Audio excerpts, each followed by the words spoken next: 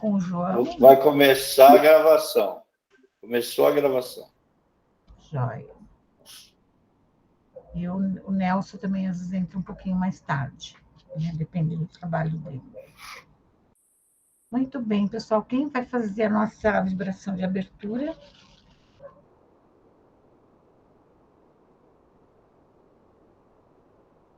Eu acho que o Ednelson quer fazer hoje. E aí, Ednelson? Posso fazer, o pessoal tá meio com medo de fazer abertura aí, eu faço. Obrigada. É ótimo. Vou fechar meu microfone. Vamos lá? Daqui a pouquinho? Tá.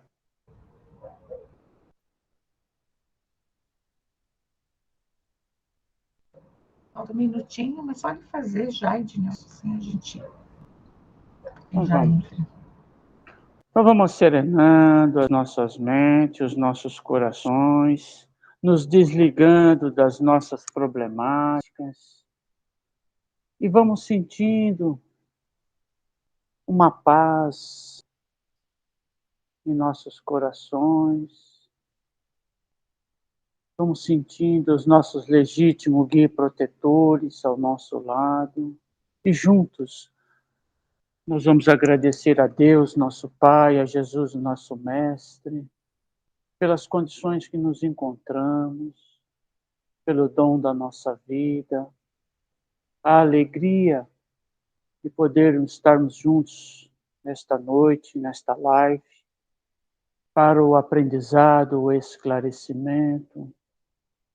Então, agradecemos aos mentores da Casa do Caminho, que eles permitam possamos ter um bom estudo e que eles possam nos dar a sustentação, a orientação, o equilíbrio, para que o nosso estudo desta noite flua em perfeita harmonia, paz e equilíbrio.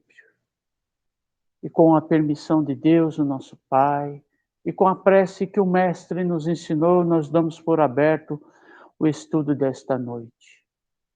Pai nosso que estás no céu, santificado seja o vosso nome.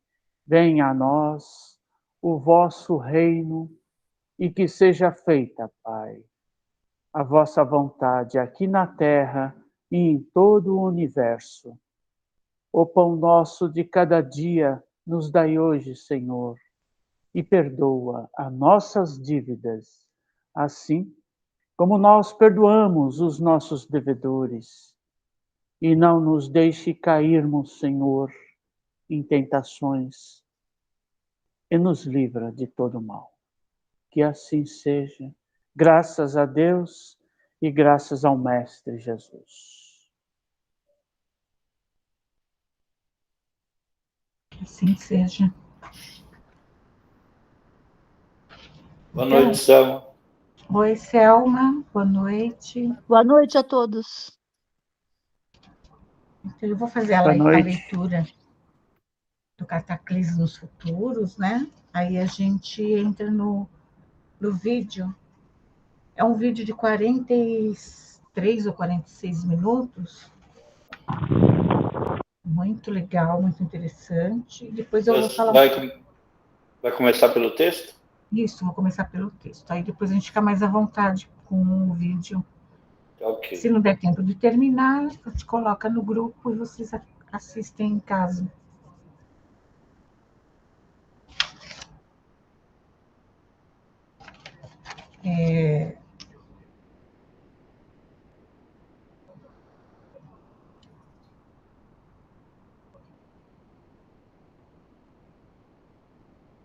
Então, só falta o finalzinho, né, do capítulo 9, Revoluções do Globo. Nós vamos para o item Cataclismos Futuros, que está lá embaixo.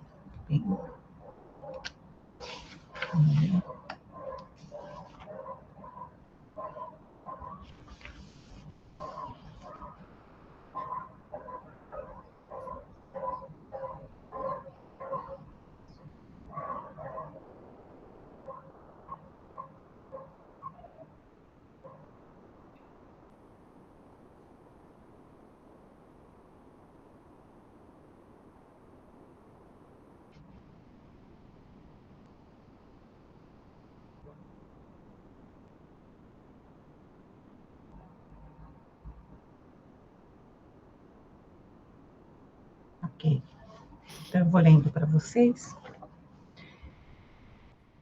As grandes comoções telúricas se têm produzido nas épocas em que a crosta sólida da Terra, pela sua fraca espessura, quase nenhuma resistência oferecia à efervescência das matérias em ignição no seu interior. Tais comoções foram diminuindo à proporção que aquela crosta se consolidava. Numerosos vulcões já se acham extintos, outros foram recobertos pelos terrenos de formação posterior.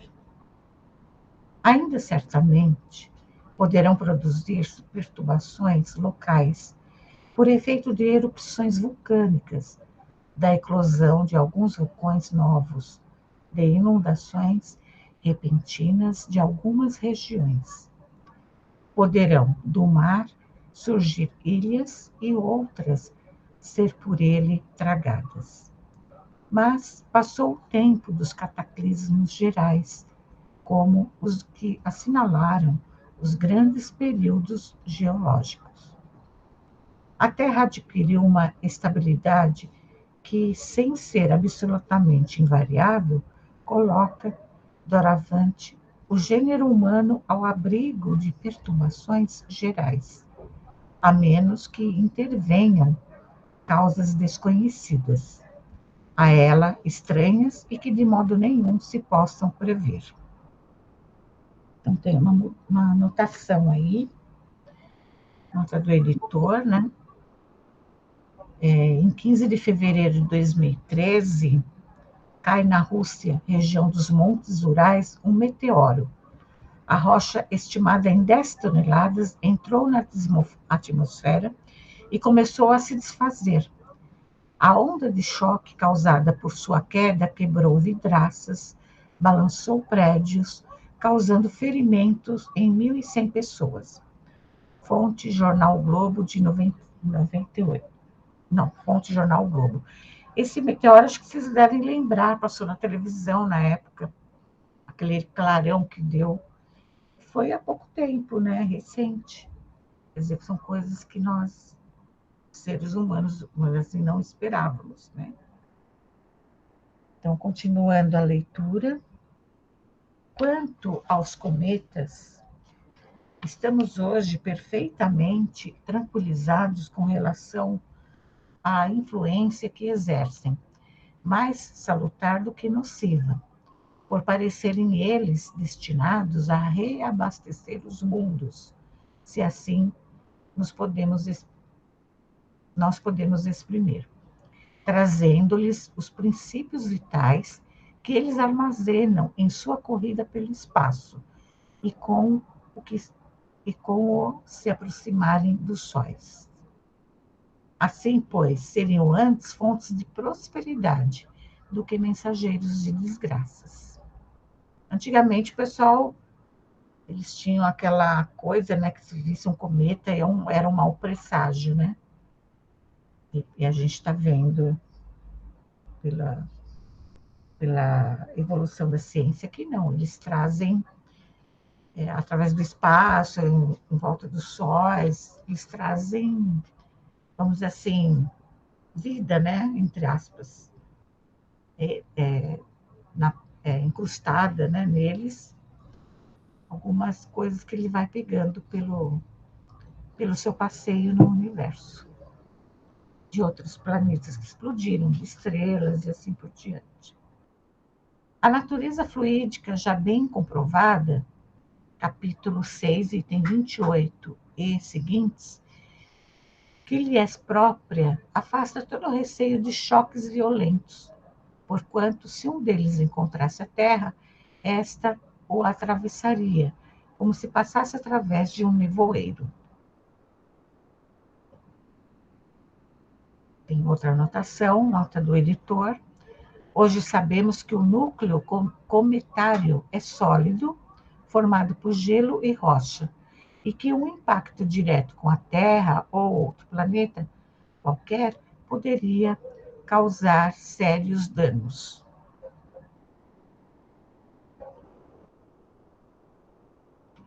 Sua cauda não é mais temível. Não é senão a reflexão da luz solar na imensa atmosfera que a cerca. Tanto assim que se mostra constantemente dirigida para o lado oposto ao Sol, mudando de direção segundo a posição deste astro. Essa matéria gasosa também poderia, em virtude da rapidez com que eles caminham, constituir uma espécie de cabeleira, semelhante à esteira deixada por um navio em marcha, ou a uma fumaça de uma locomotiva. Aliás, muitos cometas já se têm aproximado da Terra sem lhe causarem qualquer dano. Em virtude das suas respectivas densidades, a Terra exerceria sobre o cometa uma atração maior do que a dele sobre ela. Somente uns restos de velhos preconceitos podem fazer que a presença de um cometa inspire terror.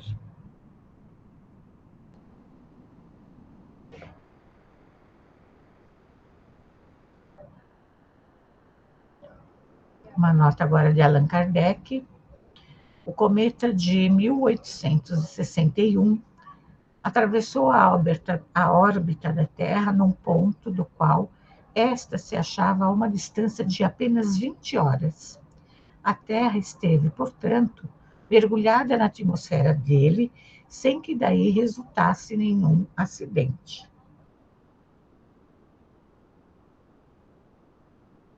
Deve-se, igualmente, lançar ao rol das hipóteses quiméricas a possibilidade do encontro da Terra com outro planeta. A regularidade e a invariabilidade das leis que presidem aos movimentos dos corpos celestes tornam carente de toda probabilidade semelhante encontro. Aí vem uma nota do editor. O movimento orbital dos planetas em torno do Sol é regido por 3 propriedades conhecidas como leis de Kepler. Primeira lei: os planetas descrevem elipses, das quais o Sol é um dos focos. Segunda lei: as áreas percorridas pelo raio vetor, reta que une um planeta ao Sol, são proporcionais ao tempo gasto em percorrê-las.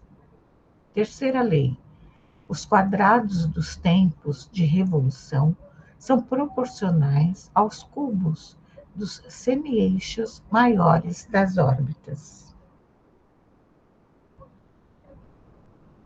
A Terra, no entanto, terá um fim? Como? Isso ainda permanece. Só um pouquinho.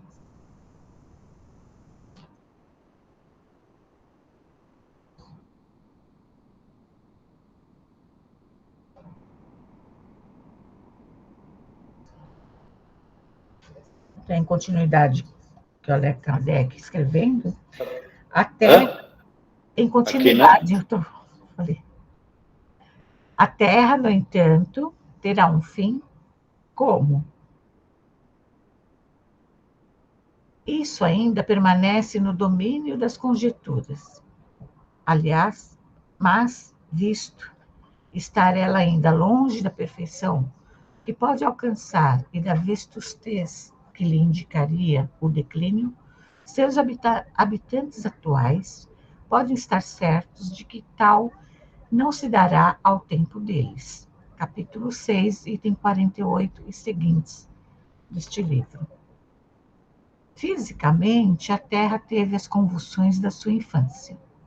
Entrou agora num período de relativa estabilidade, na do progresso pacífico que se efetua pelo regular retorno dos mesmos fenômenos físicos e pelo concurso inteligente do homem.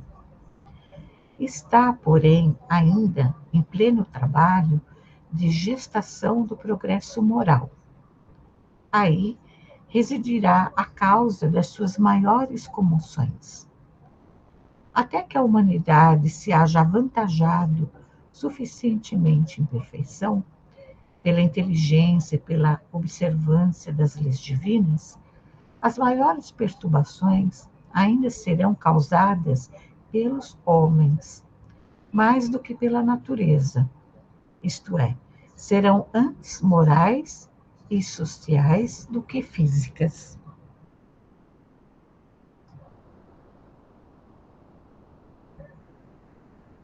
Aí nós vamos para o outro item, que é o aumento e o volume da Terra, que está na edição antiga, né? Antes dessa edição aqui da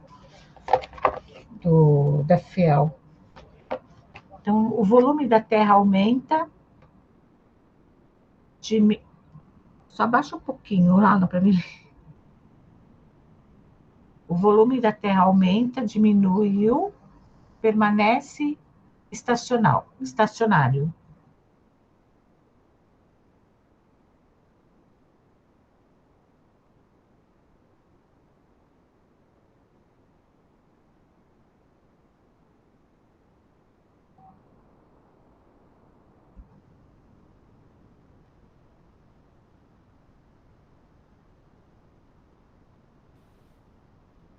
Já passou, não passou, não? Foi. Não, está mais para baixo.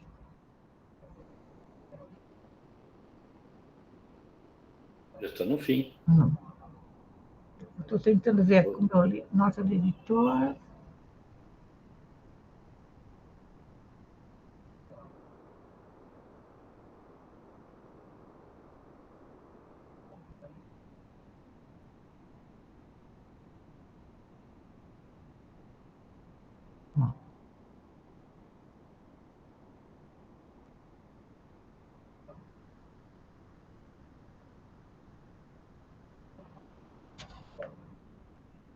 Sim. Aqui. Obrigada. O volume da Terra aumenta, diminui ou permanece estacionário. Alguns, para sustentar que o volume da Terra aumenta, se fundam em que as plantas dão ao solo mais do que dele tiram, o que, se num sentido é exato, no outro não o é. As plantas se nutrem tanto e até mais das substâncias gasosas que aurem na atmosfera, quanto das que sugam pelas raízes. Ora, a atmosfera faz parte integrante do globo. Os gases que a constituem provêm da decomposição dos corpos sólidos e estes, recompondo-se, retomam o que lhe haviam dado. É uma troca, ou antes, uma perpétua transformação, de tal sorte que, operando-se o crescimento deles com o auxílio dos elementos constitutivos do globo, os despojos dos vegetais e dos animais, por muito consideráveis que sejam, não lhe aumentam de um átomo à massa. Se, por essa causa, a parte sólida do globo aumentasse de modo permanente, isso se daria à custa da atmosfera, que diminuiria de outro tanto e acabaria por se tornar imprópria para a vida, se não recuperasse, pela decomposição dos corpos sólidos, o que perde pela composição deles. Na origem da Terra, as primeiras camadas geológicas se formaram das matérias sólidas momentaneamente volatizadas, por efeito de alta temperatura, e que, condensadas mais tarde pelo resfriamento, se precipitaram. Incontestavelmente, elas elevaram um pouco a superfície do solo, mas sem acrescentarem coisa alguma para a massa total, pois que ali apenas havia um deslocamento de matéria. Quando expurgada dos elementos que continha em suspensão, a atmosfera se encontrou no estado normal. As coisas tomaram o curso regular em que depois seguiram. Hoje, a menor modificação na constituição da atmosfera acarretaria forçosamente a destruição dos atuais habitantes da Terra, mas também é provável que novas raças se formassem noutras condições.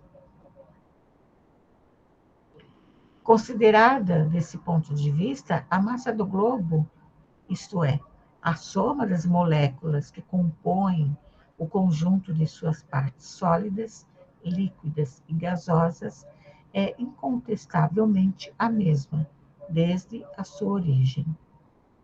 Se o globo experimentasse uma dilatação ou uma condensação, seu volume aumentaria ou diminuiria, sem que a massa sofresse qualquer alteração. Portanto, se a Terra aumentasse de massa, o fato seria efeito de uma causa estranha, pois que ela não poderia tirar de si mesma os elementos necessários ao seu aumento. Segundo uma teoria, o globo aumentaria de massa e de volume pelo afluxo da matéria cósmica interplanetária. Esta ideia nada tem de irracional, mas é por demais hipotética para ser admitida em princípio. Não passa de um sistema combatido por sistemas contrários, sobre os quais a ciência ainda nada estabeleceu. Eis aqui, a tal respeito, a opinião do eminente espírito que ditou os sábios estudos uranográficos narrado acima, no capítulo 6. Então, vem uma narrativa aí desse espírito. Os mundos se esgotam pelo envelhecimento e tendem a dissolver-se para servir de elementos de formação a outros universos. Restituem, pouco a pouco, ao fluido cósmico universal do espaço e que dele tiraram para formar-se. Além disso, todos os corpos se gastam pelo atrito. O movimento rápido e incessante do globo, através do fluido cósmico, dá em resultado diminuir-se-lhe constantemente a massa, se bem que de quantidade inapreciável em determinado tempo.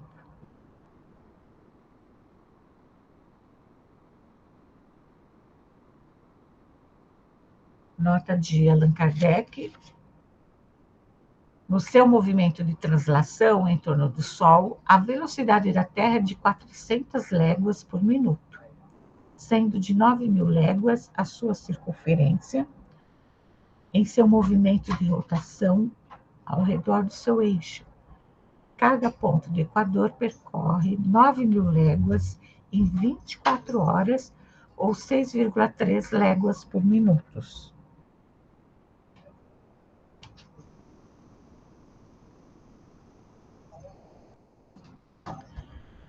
A existência dos mundos pode, ao meu ver, dividir-se em 3 períodos. Primeiro período, condensação da matéria, período esse em que o volume do globo diminui consideravelmente, conservando-se a mesma massa. É o período da infância. Segundo período, contração, solidificação da crosta, eclosão dos gérmens, desenvolvimento da vida até a aparição do tipo mais aperfeiçoado. Nesse momento, o globo está em toda a sua plenitude. É a época da virilidade. Ele perde, mas muito pouco, os seus elementos constitutivos. À medida que seus habitantes progridem espiritualmente, passa ele ao período de decrescimento material. Sofre perdas, não só em consequência do atrito, mas também pela desagregação das moléculas, como uma pedra dura que, corroída pelo tempo, acaba reduzida à poeira. Em seu duplo movimento de rotação e translação, ele entrega ao espaço parcelas fluidificadas da sua substância, até o momento em que se completa a sua dissolução. Saturno. Esse segundo período me lembra o planeta Júpiter, né? Que Júpiter diz que ele é todo gasoso. E pelas mensagens que a gente tem aqui na Revista Espírita, o Mozart, ele é desse planeta. Ele mora, a sua morada é nesse planeta, de Júpiter. Só que espaçonaves nossas, as mais que se aproximaram de Júpiter, falam que ele é um planeta gasoso. Mas você vê que tem uma humanidade ali vivendo, como diz aquele Spitflamerion, que existe vida nesse planeta, mas em outro tipo, uma matéria mais que intensificada, uma vibração mais fluida, vamos dizer assim. Agora vamos passar para o terceiro período. Aula.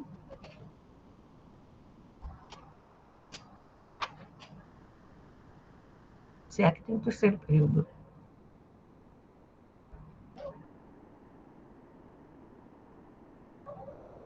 Não, acho que passou, acho que subiu um pouquinho.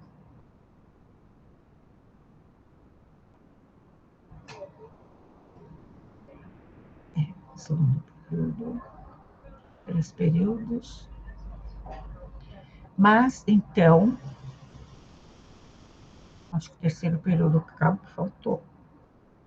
Será que eu não pus? Mas vamos continuar lendo, vamos ver se... Mas, então, como o poder de atração está na razão direta da massa, não digo do volume, diminuída a massa do globo, modificam-se as suas condições de equilíbrio no espaço, dominado por planetas mais poderosos, aos quais ele não pode fazer contrapeso. Resultam daí desvios nos seus movimentos e, portanto, também profundas mudanças nas condições da vida em sua superfície. Assim, nascimento, vida e morte, ou infância, virilidade, decrepitude, são as 3 fases por que passa toda aglomeração de matéria orgânica ou inorgânica. Indestrutível só o espírito, que não é matéria.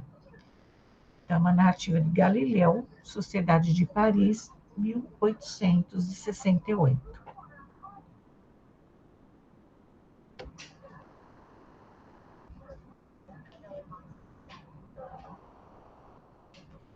Nota do editor. Independentemente das referências científicas, então, disponíveis, muitas delas superadas, a ideia de fundo de Allan Kardec neste capítulo se sustenta por novas descobertas e constatações. Não se deve temer ou interpretar as profecias do fim do mundo como tendo características físicas catastróficas, mas sim transformações morais da humanidade. Então, termina aí o nosso capítulo. Antes do Alan passar o vídeo, que é a descoberta da cidade de Heráclito, é a Atlântida, né, do Egito, que ela foi submersa no mar. Então, essa cidade ela foi relatada na Grécia por Heródoto, o pai da história. E ele menciona, né, a cidade de riquezas, de um povo assim, muito culto. Então, a gente vai ver agora a descoberta que fizeram mais ou menos no ano de 2000 por Frank. Grande potência e uma cultura vibrante. Tá? E depois, com relação à Atlântida, há pouco tempo, eu marquei aqui, deixa eu pegar aqui para vocês. Estão quase que certos que a localização da Atlântida está próxima a Grécia, na ilha de Santorini.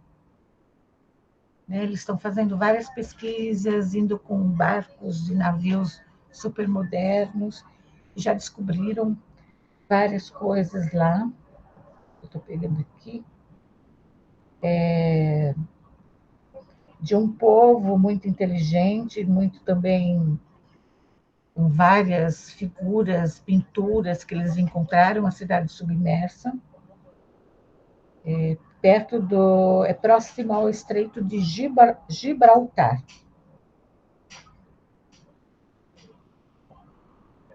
Perto ali de Líbia e Ásia, juntas, né, naquela época. Mas hoje nós vamos falar mais sobre essa descoberta que fizeram, que vai contar justamente um cataclismo que teve na época, muito grande, que a cidade inteira foi ao mar. E que ainda isso pode ocorrer conosco das cidades que estão próximas aos mares, as cidades litorâneas, aqui no Brasil, como na Europa, Estados Unidos e assim por diante. Então, vamos lá para o nosso vídeo. Mas a lendária pátria dos faraós cai para Alexandre o Grande, cujo império durará até à morte de Cleópatra.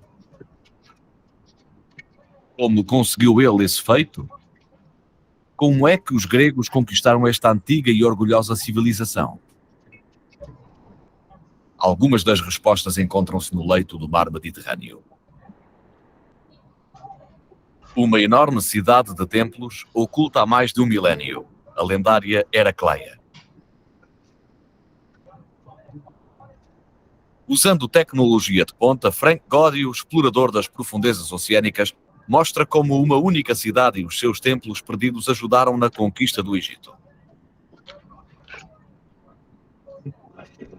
O templo perdido dos deuses.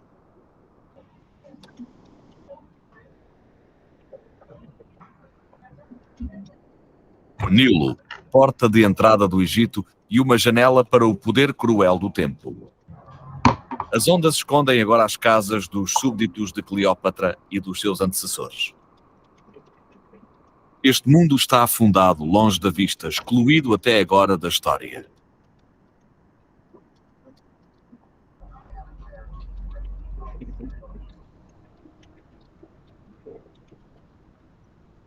Uma equipa científica internacional, liderada pelo arqueólogo subaquático Frank Godio, passou 6 temporadas a mergulhar nestas águas. Poucas foram as expedições que tentaram algo tão ambicioso.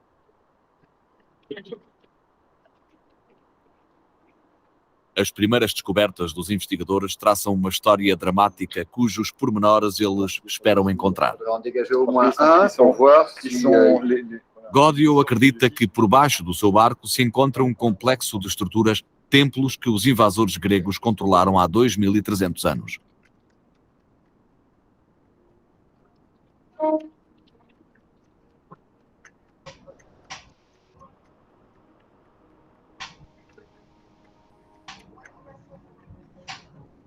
Ptolomeu I serviu como general no exército grego.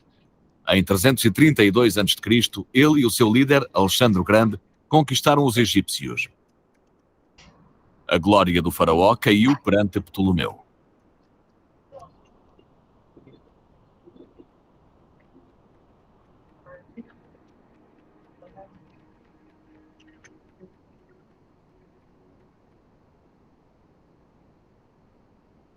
Isto, até à morte de Cleópatra.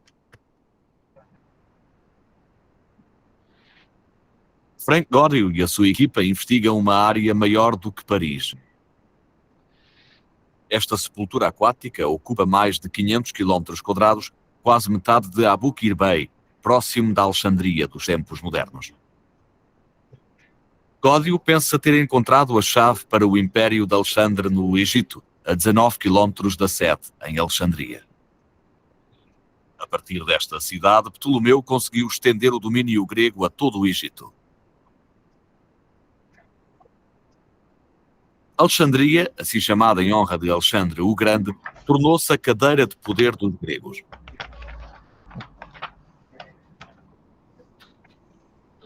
Alexandria era lendária, famosa pelo seu farol, uma das maravilhas do mundo antigo, e pela sua biblioteca.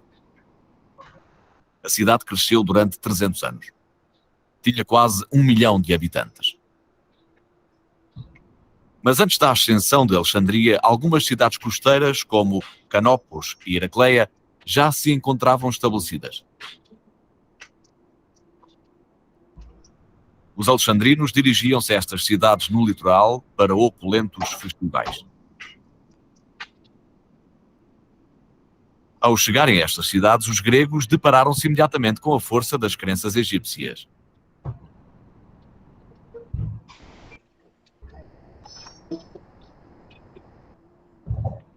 Com o tempo, Canopus e Heracleia desapareceram.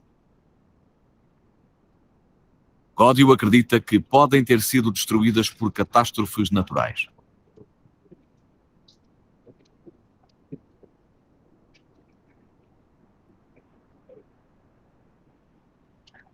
Arrasadas por desastres muito mais poderosos do que soldados ou clérigos. O que será necessário para fazer emergir os segredos destas cidades? O arqueólogo subaquático Frank Gódio passou anos à procura das cidades perdidas de Canopus e Heracleia. Ele acha que as ruínas destas cidades se encontram por baixo de Abu Qir Bey, ao largo da costa do Egito. Ele tem um aliado na Unidade de Arqueologia Subaquática do Egito, liderada por Ibrahim Darwish.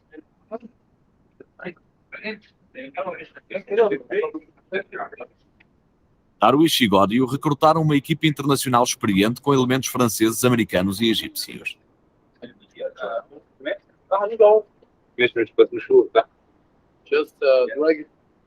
O chefe dos mergulhadores, Jean-Claude Roubaud, lidera as operações debaixo d'água. Ele mergulha todos os dias.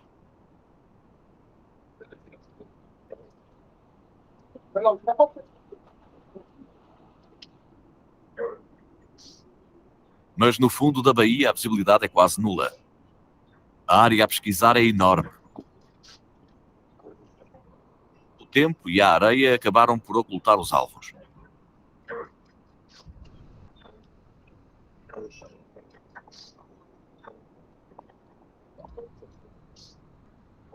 Nos mergulhos regulares, a equipa nada entre as protuberâncias do leito da baía.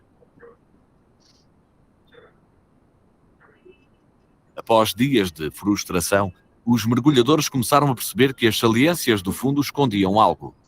Estátuas incrustadas. Estas figuras de pedra estiveram enterradas 2000 anos no fundo do mar.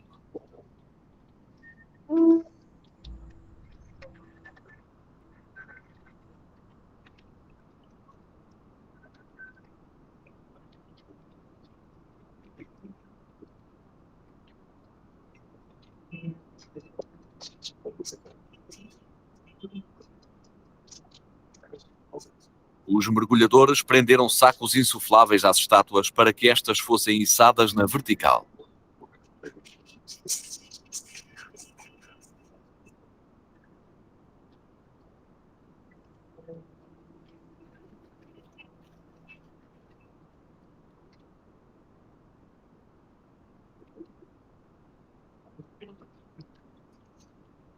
De repente, libertado das sombras submarinas, eis que surge um rosto.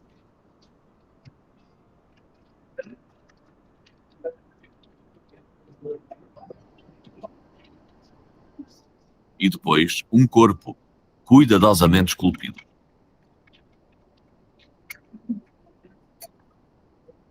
Peça a peça, os mergulhadores encontraram 3 figuras gigantes.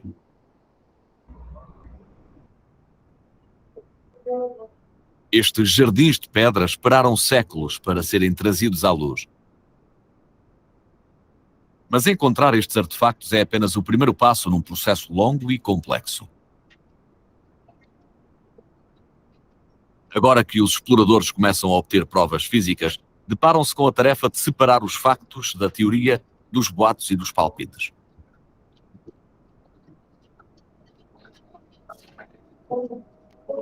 As estátuas serviram como propaganda. histórias em pedra que falavam para um povo conquistado em termos por ele entendidos. Os textos antigos descrevem um templo fabuloso, algures, nesta zona. Há muito que estas referências fascinam Gódio e o seu colega egiptólogo, Dr. Robert Bianchi. A primeira referência histórica do templo é feita por Heródoto, que fala do templo de Acreate. Heródoto é do século V a.C., o que significa que a cidade é muito antiga. Mas algo muito estranho é o facto de Heródoto, a meio do século V a.C., falar da vinda da rainha Helena e do rei Menelau ao templo de Acreate, quando isto remonta ao século XII a.C. em Acádia. Quase todos os grandes historiadores gregos de todos os séculos falam deste lugar mágico associado a estes dois maravilhosos heróis da mitologia grega.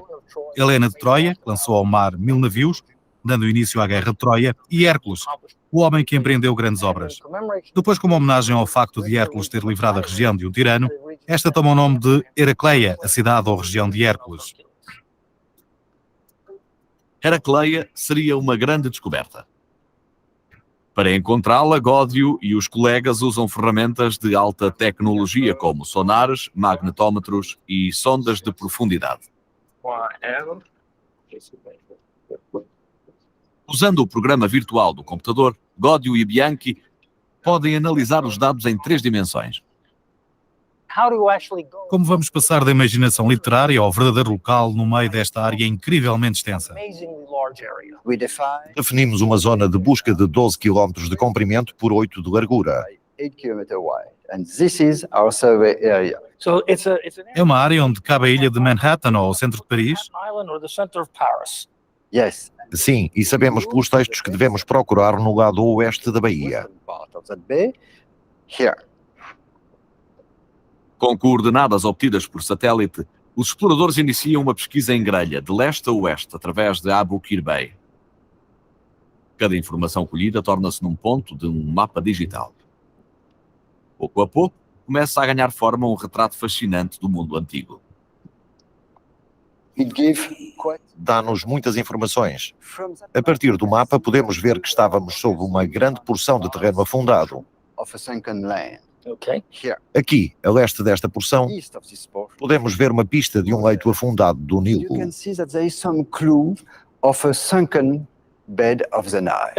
E isso é representado por esta depressão que vemos no leito marinho? Sim, Um ramal do Nilo que passou perto de Canopus e que desapareceu há séculos. Encontrá-lo vai estreitar a busca de Heracleia. era muito importante para nós porque sabíamos que a foz do canal de Canopi, o ramal do Nilo, ficava perto da cidade de Heracleia. Orientado por pistas antigas, o equipamento moderno começa a trabalhar.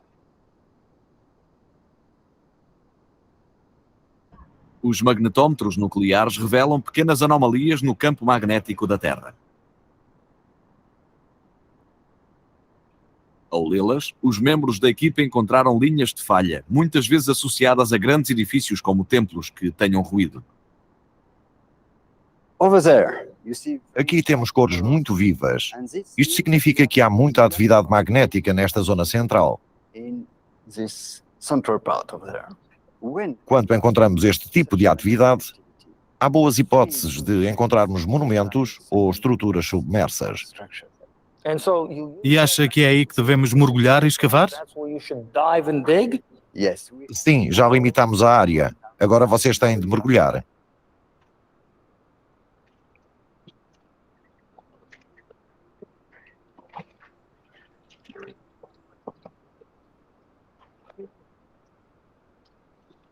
É um mergulho rápido de 10 metros até ao leito da baía.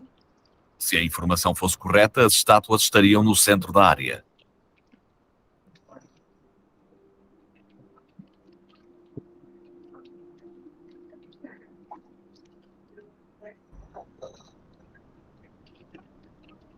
Primeiro, os investigadores definiram uma linha de referência na grelha. Isso permitia que registassem a localização de cada objeto com as descobertas em exibição constante.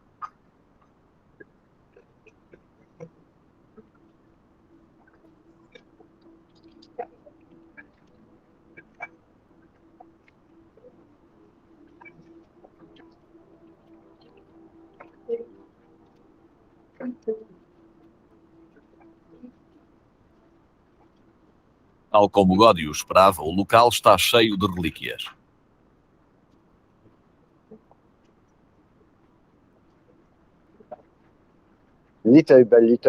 Pouco a pouco descobrimos muitos artefactos. Um dos mais importantes é este muro de 150 metros.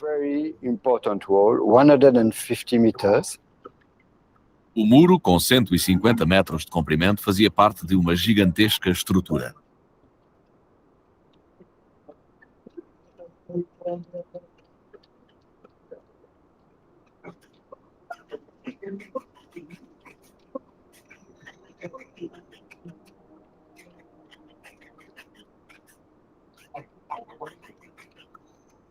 Se a equipa encontrou Heracleia, os exploradores estarão prestes a descobrir um grande templo.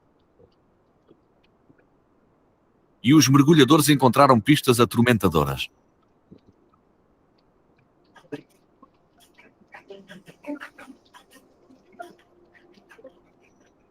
Gódio pensa que os sacerdotes usavam estes objetos em rituais. Uma taça ornamentada pode ter contido ofrendas.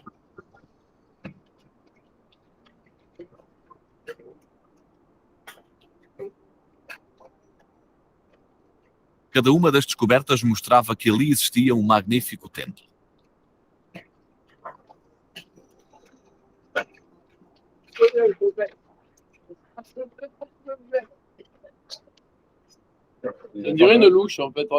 Entre mergulhos, Robô e Gódio examinam a última descoberta. É uma concha em bico de pato que pode fazer par com um caldeirão de bronze encontrado no lodo do leito da baía. Gódio acredita que a densa concentração de objetos cerimoniais significa que os exploradores estão perto do local do templo. Cada descoberta estreita mais as buscas. Naquela área encontramos 8 esfinges pagãs. As duas primeiras eram lindíssimas, em granito preto. Algumas das esfinges ainda têm as caudas enroladas em direções diferentes, como se fossem imagens refletidas umas das outras. Encontramos isso nas estradas cerimoniais que levam a templos egípcios. As esfinges sugeriam como o edifício teria sido há 2000 anos. Mal saíram da água do oceano, as esfinges geraram logo muita discussão.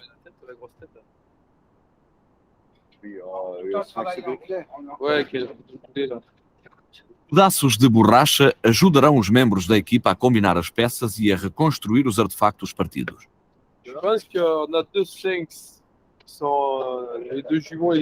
A imaginação ajuda os egiptólogos a elaborar um complexo de cerimónias.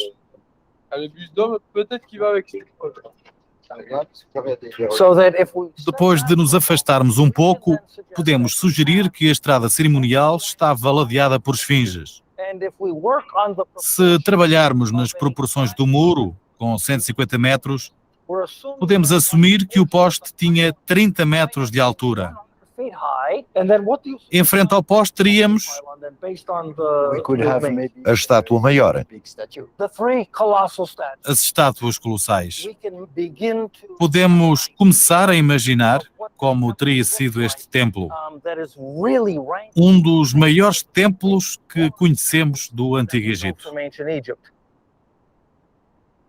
Quando Alexandre e os gregos invadiram o Egito, encontraram uma cultura onde o governo e a religião estavam fundidos.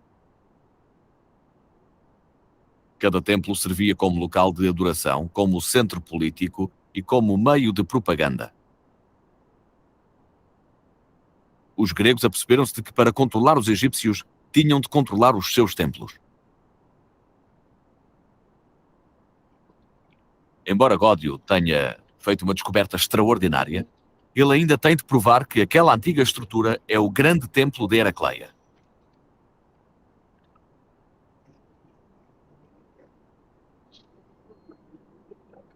Mas outra descoberta surpreendente pode ajudar a resolver o mistério. Os mergulhadores encontraram um pequeno sacrário que pode provar que esta é a cidade perdida. com apenas 2 metros de altura, teria sido fundamental num templo antigo. Os gregos chamavam estas peças de arquitetura litúrgica naos. Neste naos foi esculpido o nome do deus Amon, agora pouco legível. Os egípcios acreditavam que os deuses deles habitavam na terra e nos céus. A gravação no sacrário mostra que este albergava Amon e os seus poderes sagrados. Amon era uma figura de destaque na fé dos egípcios, que acreditavam que a cada amanhecer, quando o sol despontava no horizonte, a alma de Amon regressava para a sua morada terrestre.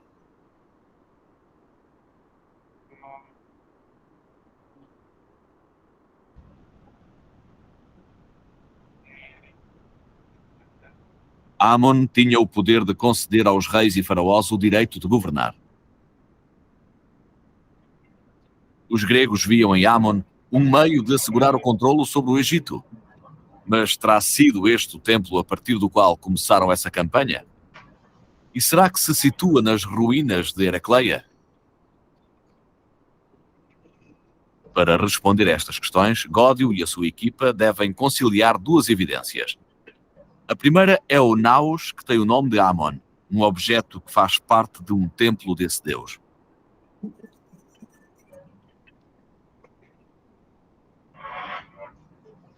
A segunda é uma tábua de pedra, uma relíquia da conquista grega. A mensagem aparece escrita em egípcio e em grego.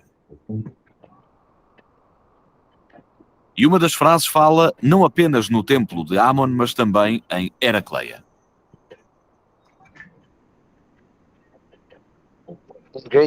Em grego fala na cidade de Heracleia. Em egípcio fala da cidade onde se situa o templo de Amon.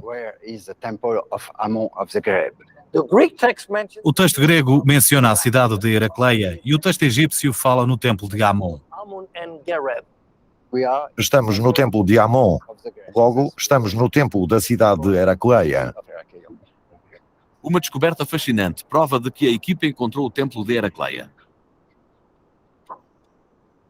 Agora tem a hipótese de encontrar também a cidade. Mergulhando em Abu Qir Bey, o arqueólogo subaquático Frank Gódio e a sua equipa acreditam ter encontrado o templo de Heracleia. Agora o desafio é encontrar a própria cidade. A pista seguinte aparece rápida e dramaticamente. O melhor momento de toda a escavação, para mim, foi quando descobrimos a estela no meio de uma nuvem de lama. Não víamos nada, mas quando a nuvem desapareceu, vimos-la à nossa frente, perfeitamente intacta e ainda com a inscrição. Foi um momento fabuloso.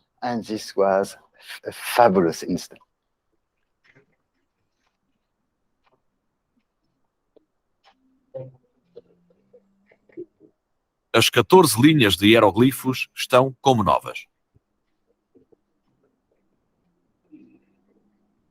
No topo da estela está o retrato do faraó Nectanebus I, que regeu entre 380 e 362 a.C., uma geração antes de Alexandre conquistar o Egito.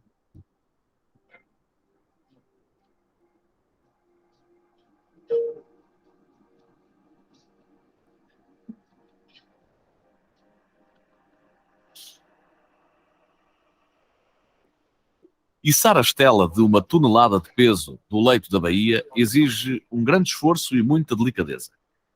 Apenas um deslize e a preciosa descoberta pode desfazer-se.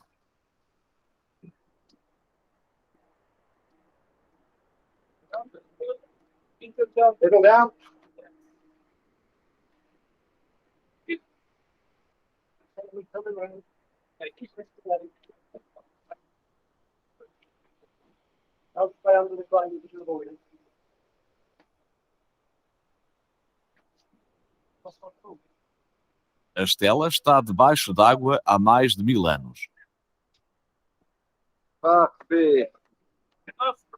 Como Gódio bem sabe, esta descoberta terá um enorme impacto nos egiptólogos de todo o mundo. Fornece uma janela de valor incalculável para a vida da cidade perdida.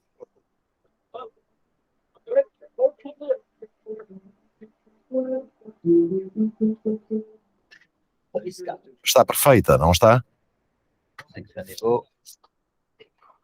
A estela esteve outrora junto à foz, em Heracleia.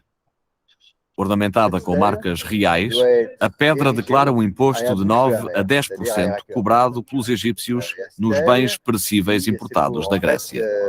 Collecter des taxes de 10 à 9% sur les denrées importées par les Grecs.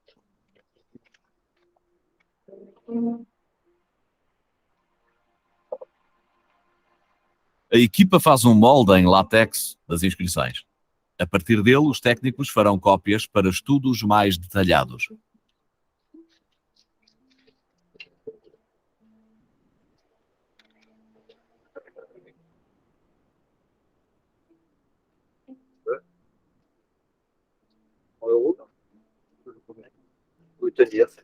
Os símbolos soletram o nome egípcio da cidade a que os gregos chamaram Heracleia. Quando faziam uma destas estelas, gravavam sempre o nome da cidade ou do local onde ela seria erigida. Neste caso, na cidade de nome Taonis. Agora temos 3 nomes: Taonis, Heracleia e o Templo de Amon. A confusão é resolvida, uma vez que Taonis e Heracleia são exatamente a mesma cidade. O nome original é egípcio. A mensagem da estela também fala das funções da cidade que rodeava o templo em Heracleia.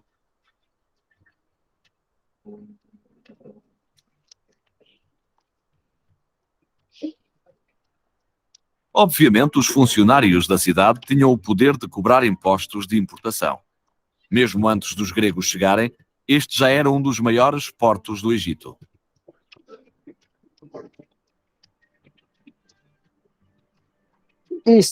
A leste do templo, podemos ver que existiam vários cais Several port basins.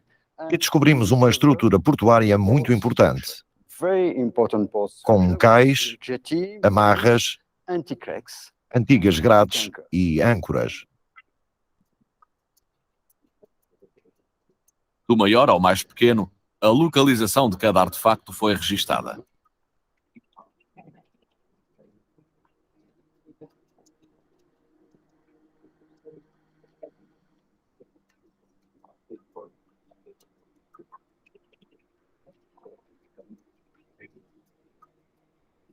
Cargas muito ricas já encheram os porões destes navios naufragados.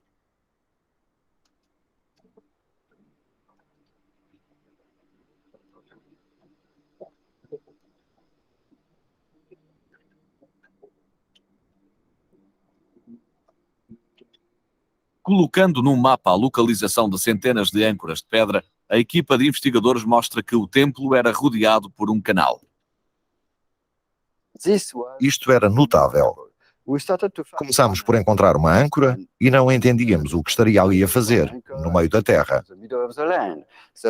Ao explorarmos minuciosamente esta zona, descobrimos um total de 261 âncoras antigas, que desenham a linha de um canal que ligava o porto a leste ao lago que se situava a oeste. Cada descoberta faz com que Heracleia se torne mais nítida e apareça como uma grande cidade portuária organizada em redor de um templo gigantesco, conquistada pelos gregos, mas deixada intacta. Os invasores decidiram não suprimir a religião egípcia, mas sim absorvê-la.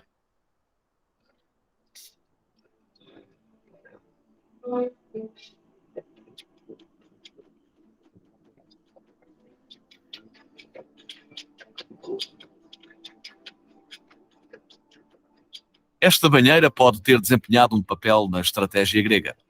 Provavelmente foi usada num grande festival em honra de Osíris.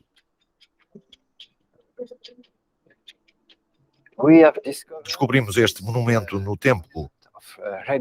Todos os anos, quando o Nilo transbordava, uma figura de Osíris era levada do templo de Heracleia para o templo de Canopus, numa procissão. on a solar barge.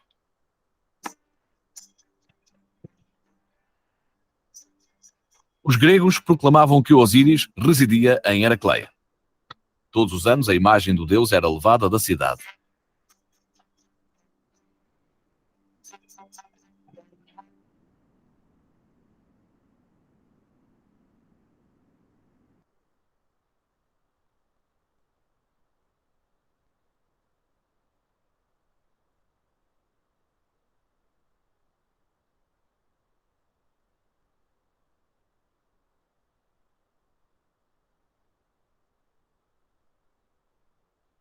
Depois acamava nela um certo número destas sementes de cevada. Os textos são muito explícitos e dizem que a imagem era depois colocada numa bacia calafetada como esta. Usando a bacia, um clérigo borrifava a água na múmia de trigo, germinando as sementes. Isto representava o regresso de Osíris e o início da época das colheitas.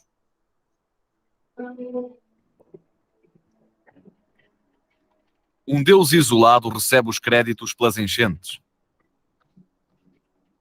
Esse era Hapi, encontrado ao lado das estátuas do rei e da rainha. Hapi representava a fertilidade e a nutrição.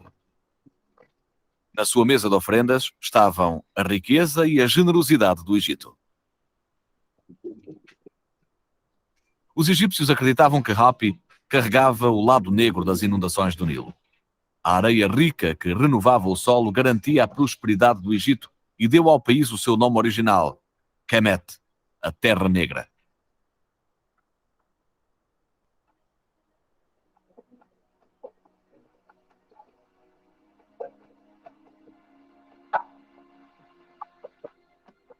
O povo acolhia as enchentes anuais do Nilo com celebrações e festas.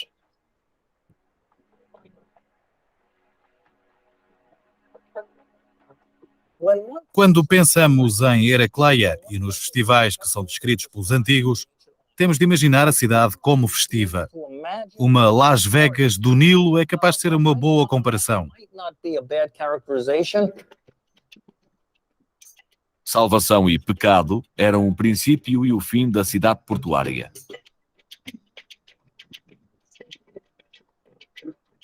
Mesmo os faraós faziam a peregrinação de Alexandria para o culto e para os festejos. Naquela altura em particular, toda a cidade devia estar em festa. Toda a gente se estava a divertir, uma vez que era a confirmação de que o Nilo trazia novamente vida ao Egito e Osíris era ressuscitado para continuar os seus ciclos cósmicos. E há uma ligação com o deus Hapi, que estava de frente daquele templo. A estátua de Hapi implica essa associação. A imagem de Osíris, criada a partir da lama do Nilo, é ressuscitada quando as plantas germinam. Portanto, a divindade de Hapi e a bacia encontradas em Heracleia mostram que os dois cultos tinham uma intersecção que eram, de certa forma, quase equivalentes. Podemos imaginar milhares e milhares de pessoas que vinham celebrar este ritual glorioso de ressurreição e renovamento. E isso confirma o que as tradições literárias nos dizem sobre a importância de Heracleia como centro de culto e de religião naquela parte do Egito. Pouco a pouco, a misteriosa cidade submersa levanta o véu que a cobriu durante mais de 2000 anos. A lenda está a tornar-se realidade. Finalmente, Heracleia, porto, local de invasões, cidade de templos, revela-se. Enquanto cataloga a sua arquitetura e os seus artefactos, Gódio percebe como é que esta cidade ajudou os gregos a controlarem o Egito durante mais de 300 anos. Os invasores tinham aliados poderosos, os sacerdotes que controlavam a religião egípcia e o próprio Egito.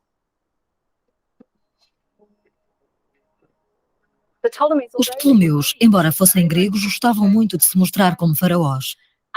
A esta escala, é uma declaração política importante para um rei. Eles são gigantescos, mas tê-los em frente de um templo egípcio é uma mensagem importante que estão a transmitir. Dizem que podem ser gregos, mas também são faraós egípcios, o que os liga às tradicionais divindades do Egito. Mas também acho que é importante para nós conhecermos o local, porque mostra uma ligação estreita entre os sacerdotes deste templo e os governantes de Alexandria, visto que os Ptolomeus eram aconselhados pelos sacerdotes locais. O Naos que a equipa encontrou explica muito sobre os sacerdotes do templo de Heracleia.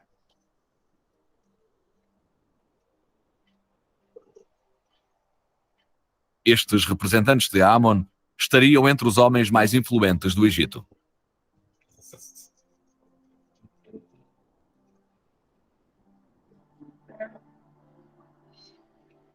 Estes sacerdotes podiam criar ou derrubar um monarca.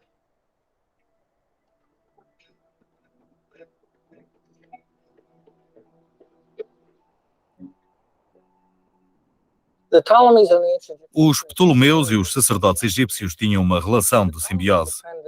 Os Ptolomeus dependiam da boa administração da burocracia e precisavam da população agrária, que fazia cerca de 90% das pessoas que viviam no país. A única forma de fazerem isso era com a ajuda dos sacerdotes, que eram as pessoas mais consideradas pelos egípcios.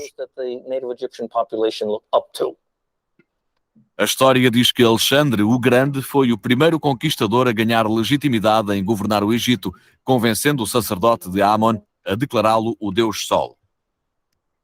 Isto fez dele um verdadeiro faraó. A estela que a equipa encontrou ajuda a iluminar esse processo. De volta a bordo do navio, Robô descreve a Gódio a maior descoberta que fizeram, uma estela de granito vermelho. A estela é grande, com 2 metros por 3 metros, e está muito bem preservada. A pedra é grossa e não está danificada, e as inscrições na sua superfície polida estão tão nítidas como quando foram gravadas. É literalmente um pedaço de história.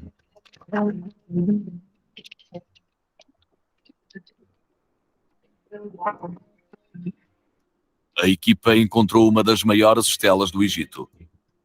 Antigamente estava a 6 metros de altura. Uma superfície mostra um esboço de Ptolomeu VIII e das suas 2 rainhas. Uma delas, Cleópatra II, a outra, a filha desta, Cleópatra III. Mesmo as imagens gravadas na pedra podem esconder o seu verdadeiro significado. O que podem esconder estes rostos reais? A estela mostra a linhagem dos últimos Ptolomeus. O retrato de família encobre uma luta assassina e incestuosa pelo poder. Também mostra a força do elo entre os sacerdotes egípcios e os seus governantes Ptolomeus. Era como se os Ptolomeus dissessem: posso ter problemas no tribunal com outros membros da minha dinastia, mas posso contar com o vosso apoio como sacerdotes do Egito para resolver os problemas que temos no Porto.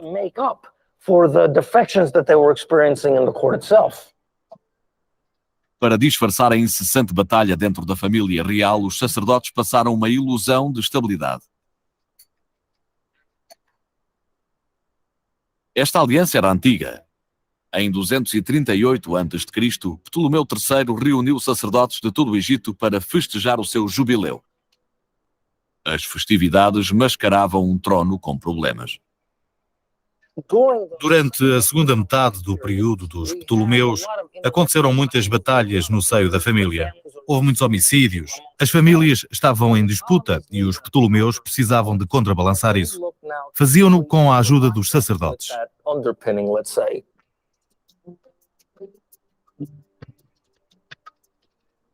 Em Canopus, os funcionários do tribunal e os clérigos redigiram um documento, o Decreto de Canopus. Uma obra-prima das manobras políticas, o decreto proclamava Ptolomeu III, um grego, como um verdadeiro faraó do Egito. Mas essa manobra, efetuada pelo sacerdote Amon, teve um preço.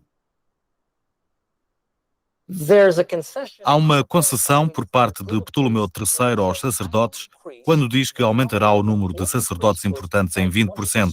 Portanto, estes viram que era do seu interesse económico subscrever o regime, assim como os Ptolomeus sabiam que era do seu melhor interesse colaborar com os sacerdotes.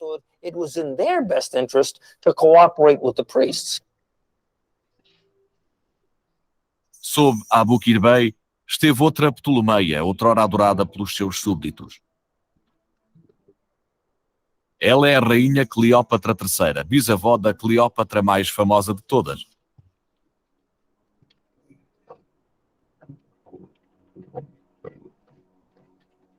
Os sacerdotes concederam à Grécia o direito divino de governar o Egito para sempre.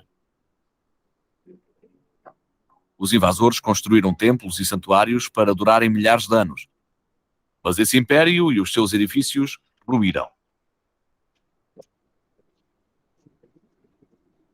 Gório quer saber como e porquê Heracleia caiu no mar.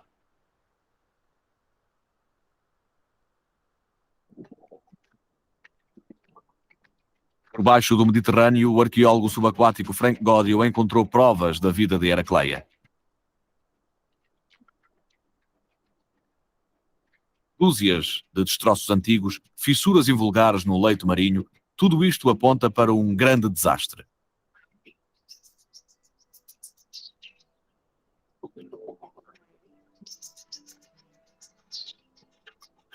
Frank, o que achas que aconteceu a Heracleia? A terra onde o templo foi construído abateu. Pode ter sido um terremoto, uma inundação do Nilo, um tsunami, ou talvez uma combinação de todos estes elementos. Isto pode ter acontecido várias vezes. Em redor das fundações do templo, Gódio e a sua equipa encontraram pilares de madeira levados para o fundo do mar. Os egípcios deviam saber que as estruturas pesadas aqui construídas precisavam de um apoio firme.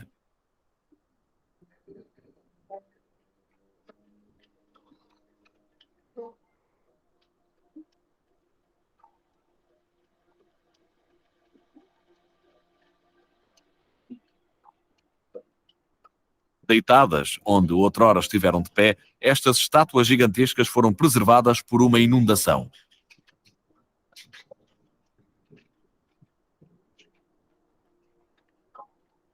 Entre os destroços, pequenas memórias de que aqui existia uma cidade viva que foi subitamente apagada do mapa.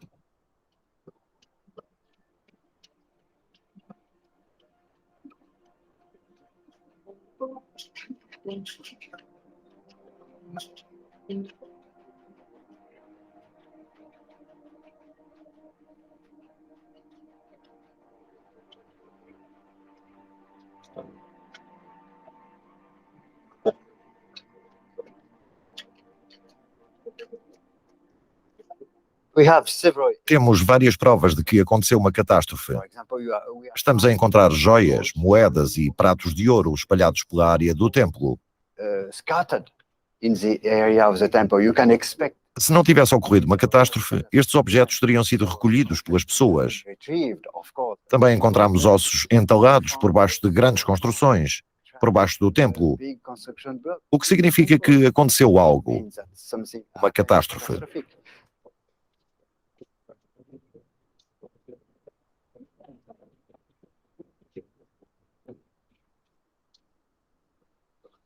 Gobbo tem mergulhado 8 horas por dia. O cansaço começa a notar-se, mas descobertas como esta almofada de pedra trazem-lhe ânimo. Repara, é uma almofada de pedra. É fabulosa. Extraordinária. É um objeto vulgar bem preservado pelo tempo. 90% dos artefactos que estamos a encontrar nesta zona do templo datam de tempos antes e durante a era dos Ptolomeus. A catástrofe no templo deve ter acontecido no final do século I a.C. ou no início do século I depois de Cristo. Há 2000 anos, Roma esmagou a dinastia dos Ptolomeus. Cleópatra seria a última rainha do Egito. Heracleia pode ter caído por volta da mesma altura, embora o templo não sobrevivesse sem esses governantes.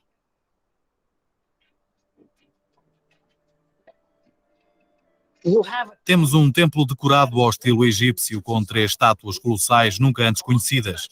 E todos estes elementos dizem-nos que está na altura de parar. O período dos Ptolomeus é tradicionalmente descrito como uma era degenerativa, de decadência e de declínio. Mas as nossas investigações trouxeram a necessidade de reexaminar a segunda metade da dinastia. Penso que essa descoberta vai obrigar os meus colegas que trabalham nesta área a reescrever a história, especialmente da segunda metade do período dos Ptolomeus.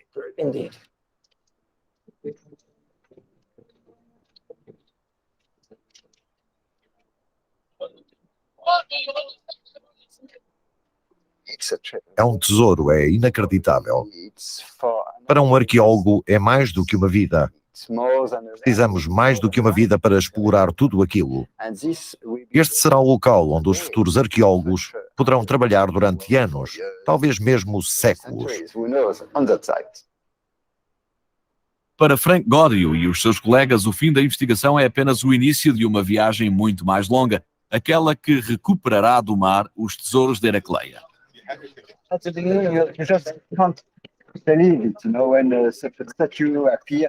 E o público está pronto a dar-lhes as boas-vindas. No entanto, os artefactos estão em primeiro lugar. Depois da sua breve aparição no mundo, a equipa deve agir depressa para preservar os objetos que retiraram da baía. Para combater os efeitos corrosivos da água salgada, as descobertas da expedição irão passar um ano num anfiteatro romano em Alexandria, imerso em água doce. Depois serão estudados com pormenor. Os cientistas e os especialistas classificarão cada objeto consoante a mensagem que encerram sobre as conquistas gregas no Egito e a vida cotidiana de uma cultura antiga.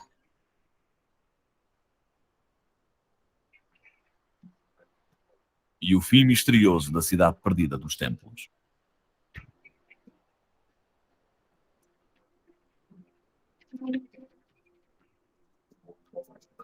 Tradução e locução. Ideias e letras.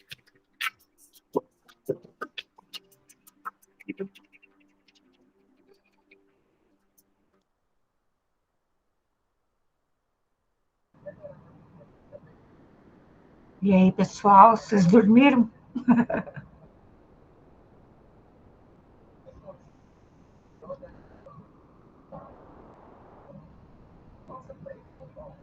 Muito bem. Longa, né? 46 minutos, mas achei importante trazer, porque na época era uma cidade que se era um comentado, ninguém tinha prova, e depois com essa descoberta, provar que realmente existiu essa cidade, Heracleia,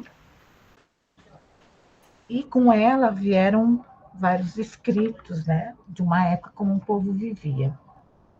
E se vocês forem ver, era uma cidade rica, com todos os seus problemas, e já naquela época já existiam o poder político, né, as influências, os sacerdotes, cobrança de impostos do povo e assim por diante. Coisa que nós não estamos muito diferente agora, hoje em dia, creio, na minha opinião. Não está muito diferente do nosso mundo atual, hoje em dia. No caso, quando Allan Kardec fala que no caso dos cataclismos, né, que até agora ela está mais, vamos dizer, equilibrada, não vai haver tantas mudanças na parte geológica, mas assim, muitas mudanças na parte moral do ser humano, que ainda está muito a desejar. Então, já naquela época, antes de Cristo, com grandes cidades, reis, faraós, nós não estamos vivendo muito diferente daquela época, na minha opinião, na parte que eu digo de moral, de sociedade, de entendimento, compreensão, da gente se conhecer, de evoluir espiritualmente. Então, está havendo muitas descobertas. Esse geólogo, Frank, ele tem um blog, só que está tudo em inglês ou em espanhol, e todos esses artefatos que ele encontrou estão em exposição E ele ainda continua os estudos, continua ainda naquela área fazendo novas descobertas. Só que ainda ele não está colocando ao par de tudo, né? Porque eles têm que passar pelos governos, tem que ter um conselho, para depois ter uma grande divulgação. Então, a palavra está aberta aí para vocês.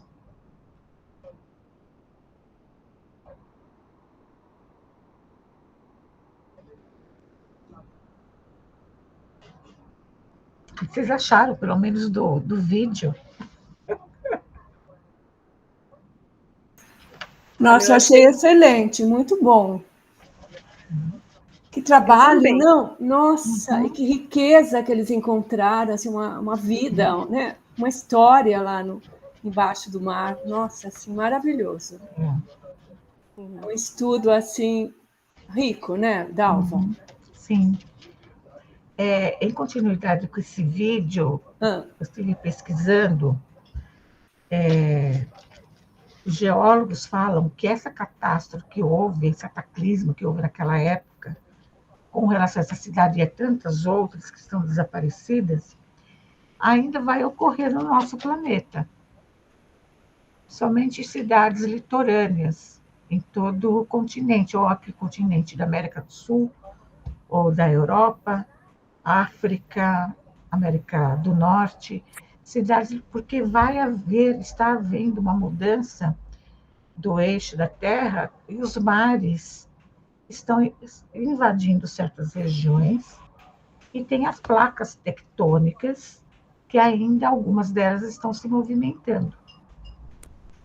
Então, ainda vai haver uma mudança, não como antes, né, como a Terra sofreu grandes transformações nessa parte geológica, mas ainda vai haver uma mudança geológica no nosso planeta. Mas isso vai demorar ainda um pouco, apesar que a gente está vendo aí grandes... Você vê, teve no Haiti agora, há pouco tempo, terremoto lá, que mexeu bem com o pessoal. Tem lá em São Francisco, que em 1900 e pouco, tem um geólogo falando, um outro que eu pesquisei, ele era um jovem, teve um grande terremoto em São Francisco, que teve uma modificação muito grande sobre a cidade. Então, isso vai ocorrer ainda em algumas regiões do nosso planeta. Com relação ao Brasil, eles falam que o Brasil está em cima de uma grande placa tectônica, então não vai haver grandes mudanças no nosso litoral. Vai ter alguns, vamos dizer assim, que o mar vai avançar, mas não vai ser tão catastrófico quanto foi nessa cidade, por exemplo, que nós vimos hoje, que foi descoberta. Mas isso é tudo por uma transição, uma evolução do nosso planeta e da nossa humanidade. Ok? Alan, quer falar alguma coisa? Faltam 10 minutinhos. Não quero falar nada, não. Bom, pessoal, semana que vem o capítulo se inicia, vamos comentar aqui. Vai ser capítulo 10, Gênese Orgânica. Aí é o Alan que vai trazer a gente. Aí começa, é bem legal o nosso estudo. Vai ser bem gostoso agora, dessa parte em diante. Né, Alan? Para quem chegou depois, terça-feira, dia 7 de setembro, não vai haver aula, tá? É isso mesmo. Dia 7 de setembro, que é o feriado. Próxima terça-feira vai ter. Não vai haver aula, só a outra terça. Aí o Alan vai trazer a gênese orgânica. Alguma dúvida, pessoal? Vocês querem fazer alguma pergunta?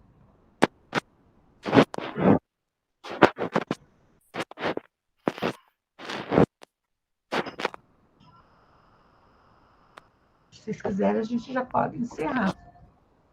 Fazer a nossa prece de encerramento Faltam 5 minutinhos. Tudo bem?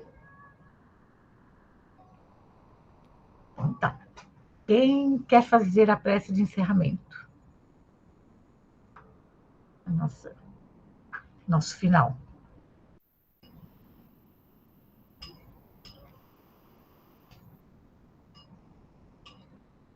Então eu faço.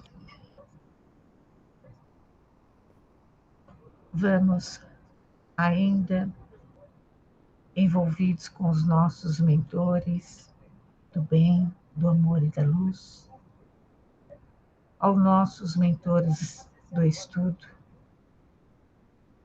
da Casa do Caminho.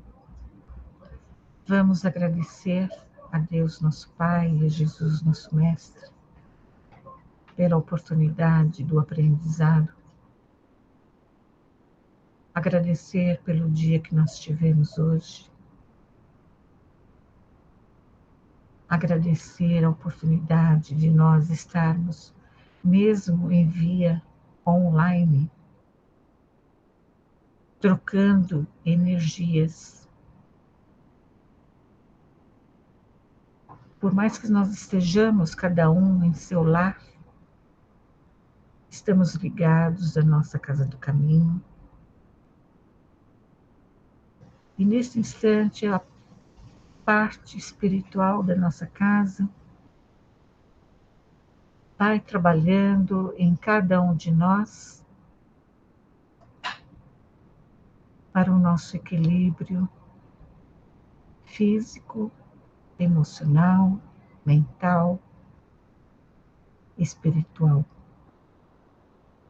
Bem como um tratamento aos alunos desencarnados, que estão também nos acompanhando nos estudos. Eles também sendo beneficiados pelo atendimento espiritual da casa. E assim, agradecidos que somos a cada um desses benfeitores, que possam eles também serem abençoados por Deus, nosso Pai, Jesus, nosso Mestre, nas suas empreitadas, nos seus trabalhos, na espiritualidade. Que eles possam ter também tudo aquilo que eles necessitam para o seu aprimoramento evolutivo. E que ambos, nós, encarnados e desencarnados, possamos, em sintonia, em pensamento, estarmos juntos durante a semana, durante a noite, no descanso do nosso corpo físico, e que possamos sermos bons instrumentos na seara de Jesus, o nosso Mestre.